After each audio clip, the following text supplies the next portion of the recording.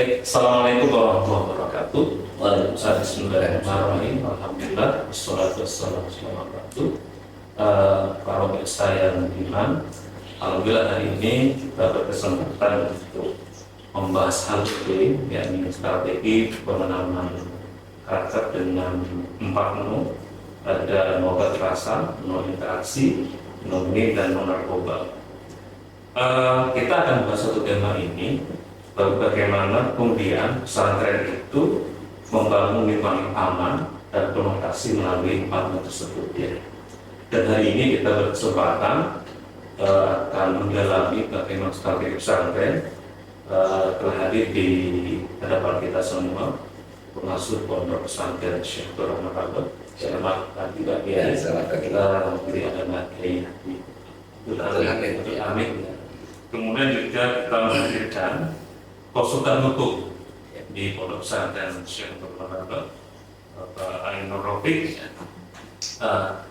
Jadi yang akan kita kedepankan sebenarnya bagaimana kita akan menggali dengan pesantren itu strategi untuk menjaga marwah pesantren melalui 4 menu tersebut. Pertama saya ucapkan terima kasih kepada materi yang sudah membantu.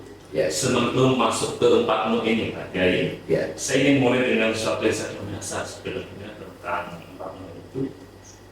Bisakah diceritakan misalnya nilai-nilai dasar pesantren yang kemudian panjenengan tanamkan untuk kepada para santri sehingga itu menjadi fondasi karakter utama. Oke, baik.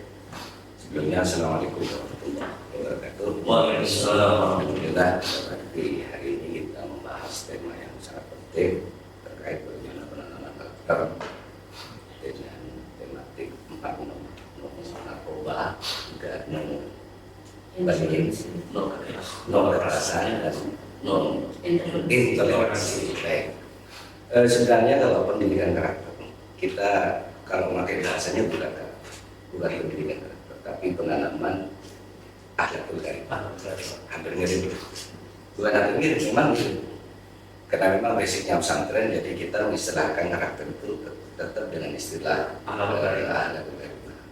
Dan ini menjadi satu yang sangat dikedepankan di pondok pesantren. Karena santri itu tidak hanya menumpuk ilmu, dia mencari ilmu yang ada di pesantren ini, tapi juga bagaimana kemudian mereka mendidik dirinya, bagaimana memiliki akhlak yang baik seperti yang telah dicontohkan oleh Rasulullah Muhammad SAW. Dan tentunya banyak hal strategi yang dikelola untuk mencapai yang diinginkan barusan tentang pembinaan akhlakul karimah. Karena kita tahu bahwa akhlak ini menjadi fondasi utama ketika anak-anak nanti terjun atau pulang ke masyarakat. Tentunya strategi ini banyak yang kita lakukan, terutama dalam aspek perkataan, aspek perbuatan, aspek kemudian bagaimana dia bergaul dengan lingkungan, dan juga aspek-aspek yang tentunya berkaitan dengan bagaimana dia mengasah spiritualitasnya kepada Tuhan. Ini juga butuh akhlak. Itu yang mungkin bisa diketahui oleh teman-teman dari luar pesantren. Jadi teman pesantren ini mengedepankan pola pendidikan akhlak. Baik. Bagi Pak Kiai, apakah kemudian sebagai pengasuh itu, apakah ini berkesesuaian? Ada sebuah filosofi yang mencari sambil hadis Nabi. Laisa minal mar'ani hasanun itu orang yang tidak menghormati yang lebih tua dan tidak menyayangi yang lebih muda. Apakah berkesesuaian dengan itu maksud dari sangat sesuai karena memang pendidikan akhlak ini kan tujuannya bagaimana menghormati dan menghargai orang lain. Kita bersikap, kita berbuat, kita melakukan sesuatu bagaimana tidak menyentuh perasaan, tidak menyentuh hal-hal yang sifatnya menyakitkan hati orang lain. Maka bahasa yang paling pas itu bagaimana menghormati dan menghargai. Ya, konteks yang lebih halus lagi bagaimana kita saling menyayangi kepada sesama umat manusia. menyayangi kepada yang lebih muda, kepada yang lebih tua, kepada yang lebih lemah dari kita posisinya, atau menyayangi dan menghormati kepada orang yang lebih di atasnya kita. Kalau kita kemudian bergeser kepada kekerasan, kita memang melihat di beberapa media terakhir ini ada beberapa memang tanda kutip pesantren-pesantren yang kemudian misalnya masih menganggap bahwa kekerasan itu bagian dari pelatih disiplin. Menurut panjenengan bagaimana? Sebenarnya kita terlalu terframing ya alam pikiran kita itu dengan bahasa Bali, Portugal. Kalau kita tahu bagaimana orang tua kita mendidik kita, ya begitu sebenarnya. Walaupun kemudian pesantren ini memang kami menerapkan jangan sampai ada kekerasan kepada saya. Jadi pendekatannya adalah pendekatan cinta dan kasih sayang. Makanya kalau keamanan pondok pesantren di sini ini kita bukan keamanan, tapi laskar cinta. Ya, jadi mohon maaf kita membahas keamanan di pondok pesantren. Keamanan di pondok pesantren nggak boleh sampai menyentuh tubuhnya pada saat. Seberat apapun pelanggarannya, seberat apapun pelanggarannya. Jadi memang yang kita terapkan adalah pendekatan cinta dan kasih sayang. Makanya kan namanya laskar cinta. Dan ini harus diterapkan mulai dari tingkat pengasuh sendiri, pengurus, baru keamanan. Memberikan contoh bagaimana pola-pola pendekatan persuasif lah kalau bahasanya. Ini bisa merubah perilaku anak, bisa mengarahkan perilaku anak. Kalau merubah mungkin terkait hidayah, kita tidak punya hak prerogatif di hadapan masalah hidayah. Cuman bagaimana mengarahkan perilaku anak yang tidak benar kepada hal yang benar. Anak-anak kalian kan sebenarnya bukan harus dimusuhi, bukan ditakuti takutnya harus ke depan, tapi anak-anak kalian ini hanya mungkin salah asuh dari awal, mereka mungkin di rumahnya sering mengalami kekerasan, atau tidak ada wadah yang mereka punya passion yang akhirnya melenceng ke hal yang negatif. Nah, pesantren ini konsen bagaimana kemudian mengarahkan anak-anak sesuai dengan yang nakal-nakal tadi itu dengan pola pendekatan kasih sayang.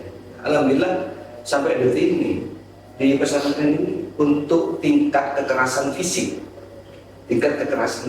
ini tidak ada anak-anak tertarung dengan kekerasan. Cuman kalau guyon-guyon, namanya anak-anak berkumpul dan gesekan pasti ada. Guyon-guyon biasa itu biasa. Tapi yang namanya kekerasan fisik tidak ada. Jadi keamanan tetap melalui pendekatan cinta dan kasih sayang, walaupun ada prosedural hukum yang harus ditempuh sesuai dengan pelanggarannya yang mereka lakukan. Ya. Baik, saya setuju kalau kemudian ada istilah laskar cinta sebutan itu sebenarnya akan beropini di pesantren itu bahwa ini tidak akan memberi kekerasan. Kemudian kedua itu tentang persuasi. Persuasi penting. Bagaimana untuk mendekati anak sebenarnya. Bagaimana sebenarnya nanti memastikan bahwa kedisiplinan yang dibangun itu memang tidak menghadirkan kekerasan sebenarnya. Murid pesantren disiplin, tapi unsur kekerasan tidak berbau disiplin. Ya, alhamdulillah. Contoh, setiap pagi ini terjadwal semua, jadi ada schedule bagaimana kemudian mengatur anak-anak itu biar tertib dan disiplin. Jadi jam makan diatur, jam kebersihan pesantren diatur, jam ngaji diatur, jam tidur diatur, jam beribadah juga, apalagi memang ada waktunya itu kita atur. Terus juga jam untuk masuk dan tertib ke sekolah itu juga diatur. Artinya komunal ketika mereka diajak tidak ada semacam gejala psikologis. Kalau kita bentak satu orang mungkin gejala psikologisnya ada, tapi secara komunal mereka bareng-bareng dengan tertib. Ini kan ada nuansa kebersamaan. Jadi ketika pagi misalnya mau berangkat sekolah, anak-anak wajib, ada mungkin di vlognya pesantren gitu. Anak-anak itu wajib apel pagi untuk melihat kelengkapan anak-anak atribut sekolahnya, mulai dari sepatu, kaos kaki, apa yang mereka bawa, apa yang mereka pakai, semuanya dari atas sampai ke bawah. Itu diperiksa di apel pagi. Dan itu secara bersama-sama dan tidak ada pada waktu itu model-model bentakan, nggak ada. Mereka dengan sukarela dengan bareng-bareng apel pagi. Nyampe sekolah juga sama, mereka harus apel. Jadi di pondok ini memulai dulu membangun kebersamaan bagaimana mereka harus rapi dan disiplin. Nyampe di sekolah, sebelum masuk sekolah mereka apel bareng, karena kan ada yang nyolong. Iya. apa namanya kalau nyolok itu kalau bahasa kerennya ya tidak mondok lah, tidak mungkin di pondok. Jadi mereka juga di stressing bagaimana apa yang mereka bawa, apa yang mereka pakai harus sesuai dengan apa yang diinginkan pesantren. Nah, ini yang kemudian strategi ini sangat efektif untuk kemudian mengajak anak-anak dan terbentuk bagaimana kedisiplinan dan ketertiban mereka selama berada di pesantren. Ya, tapi kan memang pesantren itu sudah membuat semacam SOP Ya, yang kemudian itu untuk membangun mereka satu disiplin tanpa harus Ada batasan ya. Saya beralih sejenak ke ini ke konsultan hukum Pak Lopek ya. Barangkali bisa dicontohkan selama dari konsultan hukum di pondok ini ya. Barangkali ada nggak contoh-contoh kasus pelanggaran yang kemudian itu dilakukan santri memang tapi diselesaikan tanpa cara-cara kekerasan. Menyelesaikannya itu tanpa kekerasan. Barangkali bisa disampaikan kepada para pemirsa. Baik, terima kasih Bapak Hasso sebagai host pada kesempatan kali ini.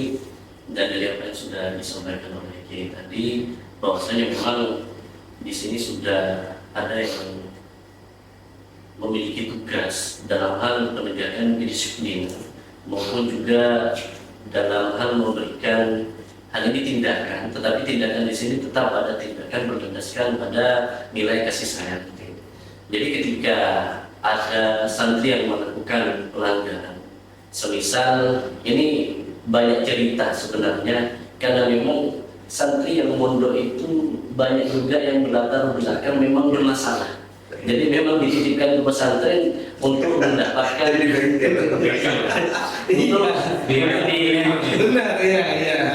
untuk dididik dan di istilahnya selanjutnya untuk bisa menjadi lebih baik lagi.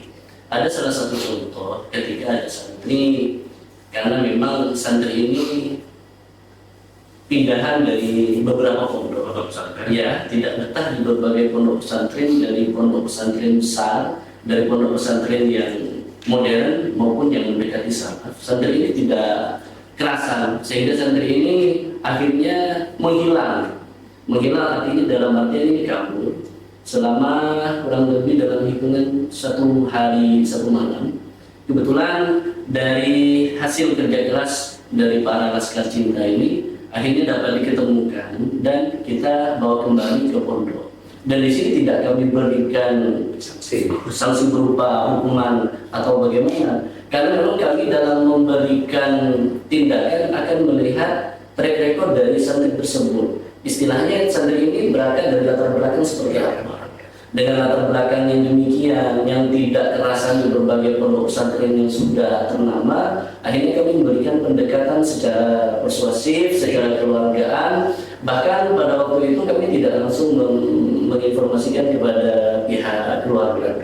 Dan akhirnya setelah kami sampaikan kepada Kiai, oleh Kiai diberikan beberapa masukan dengan pengertian, sehingga anak tersebut akhirnya juga bisa kerasan, sadar dan tidak pernah mengulangi kesalahan itu kembali.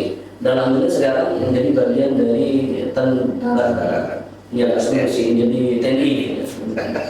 Iya, kok ada mungkin. Ada yang menarik tadi, adanya yang memang santri itu berasal dari berbagai latar belakang. Tentu dengan latar belakang berbeda itu perlu adanya toleransi bersama untuk menyamakan satu langkah sesuai dengan tujuan pembentukan antar ya. Kan ini untuk mengatasi itu bagaimana?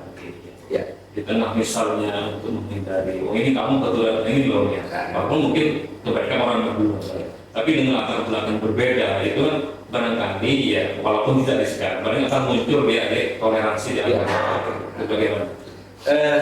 Gini, mereka sebelum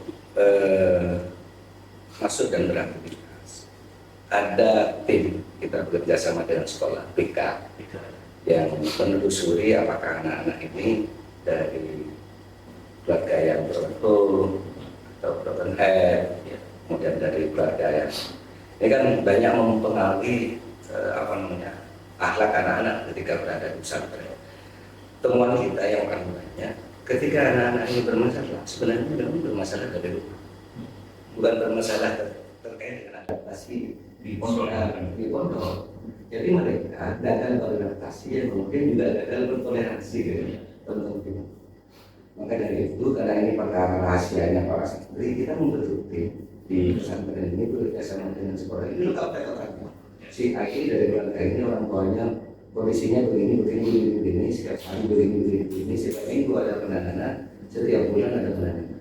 Sehingga yang kemudian anak-anak yang bermasalah selama di rumahnya dan kemudian terbawa ke pesantren, dan mereka kesulitan beradaptasi dan bertoleransi dengan bentuk yang lain, alhamdulillah. Lambat laun mereka menyadari bahwa saya sekarang hidup di lingkungan baru, di mana lingkungan baru ini saya harus lebih baik lagi. Karena kalau tidak begitu, saya akan malu dengan teman-teman yang lain gitu. Jadi kami sebenarnya tidak membedakan, karena kalau secara jelas kemudian gamblang kita umumkan di pesantren bahwa anak ini anak broken home, anak ini anaknya gini, tidak. Itu menjadi wilayah rahasia kami yang tidak boleh siapapun tahu begitu lah, dan itu menjadi cara efektif kami bagaimana menangani persoalan, bagaimana anak-anak ini bisa toleransi, menghormati, beradaptasi dengan baik. Tapi secara tidak langsung sebenarnya sudah ada kebijakan anti korupsi yang dibentuk dengan segala perangkatnya itu, ada program juga, sehingga pada akhirnya santri ada di sini itu semua mengakui bahwa kita sama-sama santri, tidak ada perbedaan. Itu. Begini Pak Nil, masih dengan latar belakang berbeda. Sekarang kita ada bullying, ini kan sesuatu yang kemudian kalau kita lihat media sosial itu ada yang bullying sampai ada yang meninggal. Di Bali kemarin itu seorang mahasiswa dibully seorang dokteran sampai mati itu dia masih dibully di web HP itu. Nah, bullying itu kan bisa muncul secara halus, bisa secara bisa verbal, bisa bagaimana kemudian pesantren ini ya mendeteksi ya halus bagaimana, kalau verbal kan kalau verbal kan jelas itu apa ya, kalau terang apa halus bagaimana. Kita di tiap kamar punya petugas namanya koordinator wali asal. Ini yang mengawasi setiap anak-anak di pergaulan di kamar masing-masing. Kan kadang tidak terjadi di sekolah, terjadi di kamar. Ya, terjadi ketika mereka berinteraksi dengan teman-teman yang lain. Maka kemudian deteksinya ya dengan sistem pengawasan. Jadi ya kalau bahasa Maduranya mencoba-coba cubit, keterlaluan, ya koordinator wali asuh ini yang menegur mereka. Tidak ada sanksi, cuma ditegur bahwa ini nggak boleh karena mungkin kamu mau guyon keterlaluan tapi temanmu nggak mau. Ini yang kemudian menyakiti hati dan perasaan. Kan Bali kan begitu kan, baik secara perbuatan maupun secara sikap dan secara perkataan gitu. Nah, deteksi awalnya di situ. Deteksi awalnya di kamar, per kamar. Ada sekitar 7 kalau putra kamarnya dan pembagian kamar. Ada 7 koordinator wali asuh. Di putri ada sekitar 6. Yang juga mengatur dengan rasio satu koordinator wali asuh yang rata-rata mahasiswa yang alhamdulillah mahasiswa UNIRA juga, ya ada yang dari UIN dan beberapa perguruan tinggi yang lain.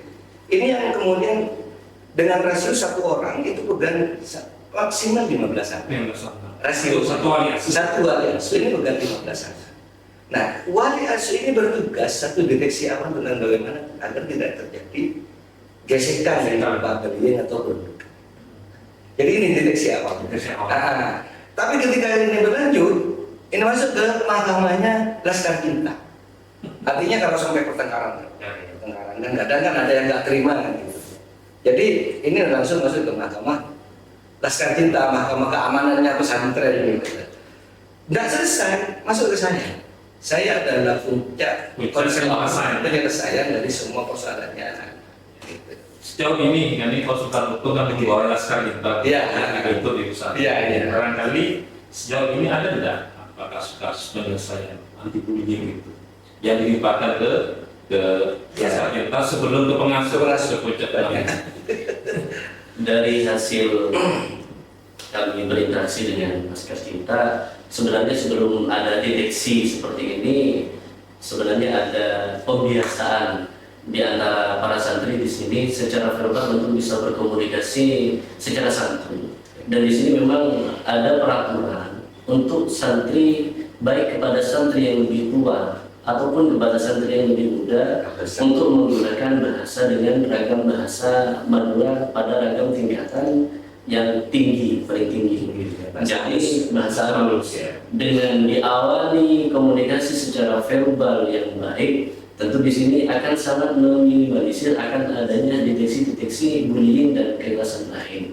Kalau mengenai apakah pernah ada, ya memang pernah ada, hanya saja dapat diselesaikan dengan secara baik, dan pada tahun ini tidak ada yang sampai masuk pada tingkatan yang lebih tinggi dan lebih kepada kiai. Sudah terselesaikan di mahkamah. Iya. Berarti Reaksi dari bawah berjalan. Iya, berjalan baik ya. Nah ini penting lagi, misalnya sekarang ini kan tidak bisa, dan kita harus hati-hati tentang narkoba. Ini kan konsep yang dibangun oleh BNN itu kemarin yang saya diskusi itu, siapapun ya tidak ada yang menjamin tidak harus jadi narkoba. Ya, santri, polisi, bahkan mungkin kita atau semuanya ya dengan segala kemungkinan bisa. Sekarang di pesantren. Apakah ini juga ancaman narkoba ini juga bisa menyasar pesantren? Jelas, sangat jelas ya. Artinya bahwa setiap komunikasi kaum pesantren secara umum dengan masyarakat luar pasti memungkinkan hal ini terjadi. Dan ini yang sedang kita waspadai sebenarnya. Bagaimana interaksi anak-anak dengan orang luar, dengan masyarakat luar. Maka pasti terjadi interaksi. Pola interaksi di kampus tidak ada kegiatan pesantren. Makanya kemudian setiap tahun di Osaka orientasi santri baru kita memberikan materi dalam bagaimana bahaya narkoba. Insya Allah kemarin, mohon maaf, ini kebetulan juga saya ketemu dengan Pak Indra. Sekarang alhamdulillah Kapolsek, mohon maaf saya sebut Kapolsek Kong. Kita ngomong karena memang beliau ahlinya bersama dari Polri di Pamekasan bersama BNN. Insya Allah sebentar lagi kita akan buat agenda kegiatan diskusi kopi cangkir, komunitas berpikir yang kurang berpikir bagaimana bahaya narkoba. Karena ini sebenarnya yang merusak tatanan moralitas, merusak akhlaknya generasi bangsa, terutama juga generasi di pesantren. Ya banyaklah kasus-kasus di luar pesantren sana, dan mudah-mudahan di sini dengan upaya antisipasi dengan masyarakat luar. Karena begini Mas Arson, kami pola penjagaan terhadap efek yang dari luar ini tidak di dalam pesantren yang diterapkan. Kami bekerja dengan beberapa masyarakat untuk bagaimana kemudian mereka memiliki antusiasme mendorong pesantren dari bahaya-bahaya luar, termasuk bahaya narkoba. Ya istilahnya kami laskar cinta keamanan luar. Iya. Dan ini efektif karena memang deteksi siapa ini kita tahu begitu dengan berusaha untuk merusak citra pesantren dengan. Makanya setiap kali sekolah ada apel untuk pemeriksaan barang-barang bawaan, termasuk dari anak-anak yang dari luar masuk pesantren.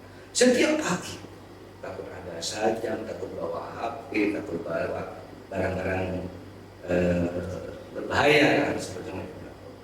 Dan alhamdulillah sampai detik ini untuk deteksi awal, alhamdulillah semua pesantren aman-aman saja, alhamdulillah. Mudah-mudahan terus bersama, karena tantangan. Dan ini polanya tidak pola terang-terangan, pola silent yang terkadang luput dari pengawasan dan bisa terjadi. Dan ini sangat akan merusak citra pesantren, akan merusak akhlak anak-anak. Dan ini yang paling kami awasi. Karena ini bukan hanya penanganan kita kalau sampai kejadian, harus melibatkan banyak badan, melibatkan banyak institusi tentang bagaimana merehabilitasi, mengembalikan ke awal, karena memang perkaranya sangat berat. Makanya ini sebenarnya yang sekarang kita godok formulasinya, bagaimana barang-barang yang berbahaya ini tidak masuk ke pesantren, dan bagaimana anak-anak ketika pas liburan juga tidak terpengaruh berarti.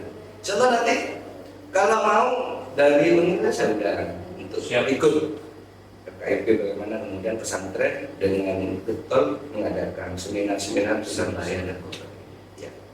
Ya, ini memang kalau bahaya narkoba itu kan sebetulnya kita tidak boleh kenalkan saja. Betul ya. Dan langkah-langkah preventif yang dilakukan Ya, pada iya.